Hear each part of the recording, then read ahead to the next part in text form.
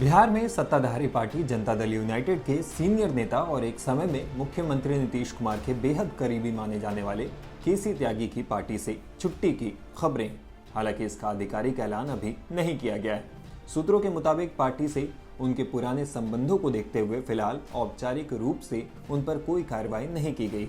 दरअसल शुक्रवार को केसी त्यागी की चिट्ठी सामने आई। इसमें वो प्रधानमंत्री नरेंद्र मोदी से मुख्यमंत्री नीतीश कुमार के लिए भारत रत्न की मांग करते दिखे। अचानक आई इस मांग ने सबको हैरान कर दिया। जदयू से इस बाबत सवाल किए जाने लगे। इस पर पार्टी नेताओं ने उनके बयान को व्यक्तिगत बता दिया।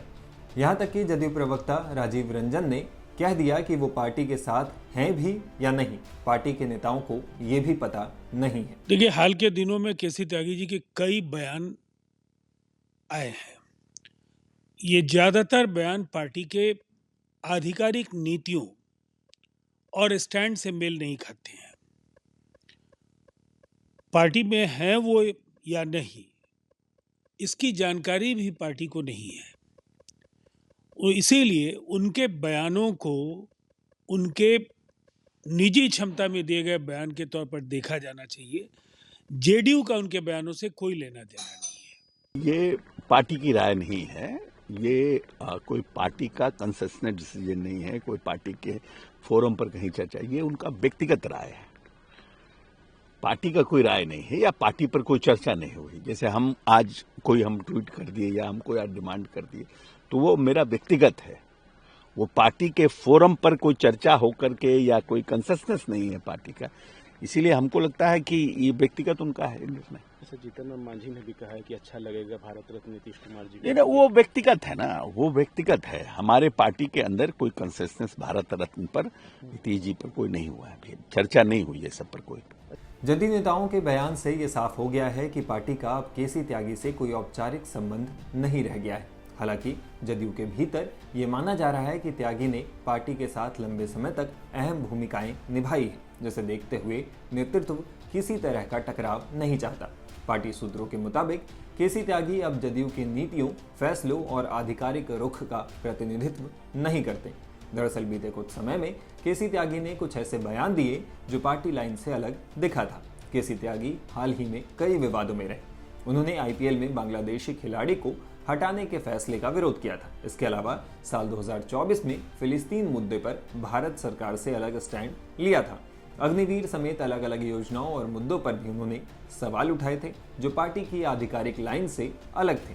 हालांकि इससे पहले केसी त्यागी को मई 2023 में राष्ट्रीय प्रवक्ता के साथ ही विशेष सलाहकार नियुक्त किया गया था। उनकी इस नियुक्ति के बारे में जारी बयान में कहा गया था कि त्यागी के संगठनात्मक अनुभव का लाभ उठाने के लिए बिहार के मुख्यमंत्री और पार्टी के प्रमुख नीतीश कुमार ने उन्हें पार्टी का विशेष सलाहकार और मुख्य प्रवक्ता नियुक्त किया है। लेकिन पार्टी लाइन से अलग दिए बयान की वजह से हुए विवादों के चलते उन्हें सितंबर 2024 में राष्ट्रीय प्रवक्ता पद से इस्तीफा देना पड़ा था। हालांकि उन्होंने इस्तीफे के पीछे निजी कारण बताया था। अब किशन चंद त्यागी से दूरी जदयू के अंदरूनी हलकों में एक युग के अंत के रूप में देखा जा रहा है। उन्हें एक मुखर वक्ता के तौर पर जाना जाता है। वो किसी भी स्थानीय, राष्ट्रीय और अंतर्राष्ट्रीय मुद्दे पर बेरोक टोक विचार रखने के लिए जाने जाते हैं।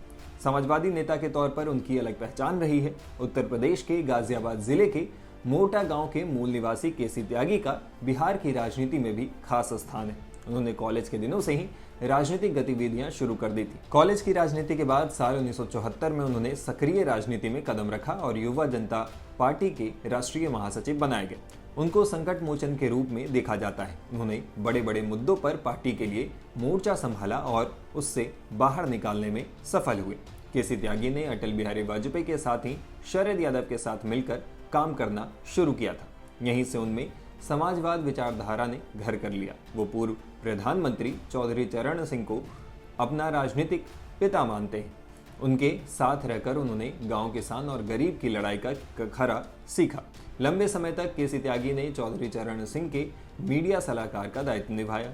संगठन के साथ ही वो चुनावी राजनीति में आगे बढ़े। उन्होंने हापुड़ गाजियाबाद लोकसभा सीट से रालोद से साल 1984 में चुनाव लड़ा, लेकिन केन सिंह के सामने हार का सामना करना पड़ा।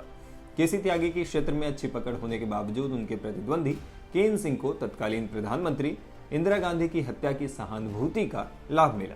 इसके बाद केसी त्यागी ने साल 1989 में फिर भाग्य आजमाया और सांसद बन गए। कर्पूरी ठाकुर, विश्वनाथ प्रताप सिंह, पूर्व प्रधानमंत्री चंद्रशेखर, चौधरी देवीलाल, शरद यादव, मुलायम सिंह और जॉर्ज फर्नांडिस के साथ वो राजनीति में हर उतार चढ़ाव में साथ रहे।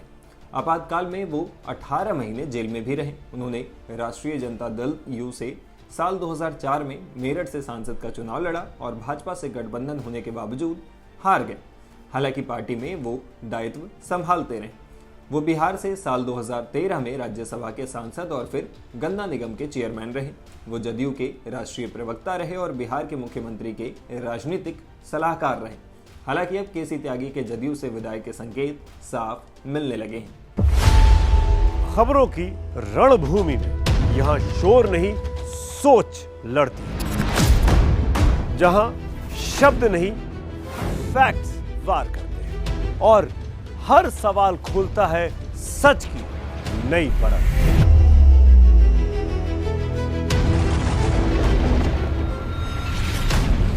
चक्रव्यूह आपके अपने सुमित अवस्थी के साथ सोमवार से शुक्रवार शाम 6:57 पर टाइम्स नाउ नव भारत पर।